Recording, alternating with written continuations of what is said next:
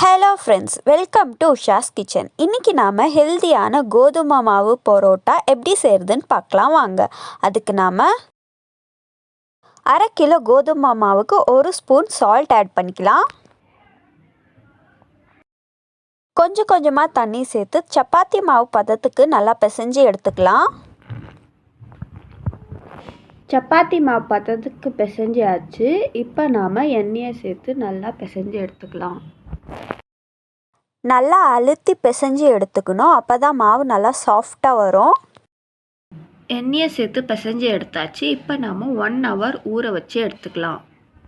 1 hour நல்லா ஊற வச்சு எடுத்தாச்சு. இப்போ நாம் மீடியம் சைஸ்க்கு உருண்டை பிடிச்சி எடுத்துக்கலாம். உருண்டை பிடிச்சி வச்ச மாவை நார்மலாக தேய்ச்சி எடுத்துக்கலாம். இதுக்கு மேலே தேவையான அளவு எண்ணெய் சேர்த்து நல்லா ஃபோல்டு பண்ணி விட்டுக்கலாம். இப்போ நாம் இதை 2 டைம்ஸ் ஃபோல்டு பண்ணி எடுத்துக்கலாம். ஃபோல்டு பண்ணதுக்கப்புறமா மறுபடியும் நல்லா திரட்டி எடுத்துக்கலாம்.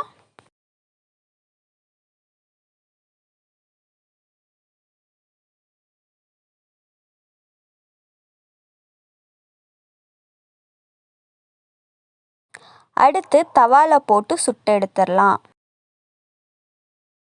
நிறைய எண்ணெய் சேர்த்து சுட்டு எடுத்துக்கலாம். 2 பக்கமும் நல்லா வெந்ததுக்கப்புறமா எடுத்துடலாம். பரோட்டா மாதிரியே எவ்வளோ நல்லா அழகாக லேயராக வந்திருக்கு பாருங்கள். இந்த வீடியோ உங்களுக்கு பிடிச்சிருந்தா லைக் பண்ணுங்கள், ஷேர் பண்ணுங்கள், கமெண்ட் பண்ணுங்கள். இதே மாதிரி நிறையா குக்கிங் வீடியோஸ்க்காக மறக்காமல் உஷாஸ் கிச்சன் சேனலை சப்ஸ்கிரைப் பண்ணிக்கோங்க. தேங்க்யூ ஃபார் வாட்சிங்.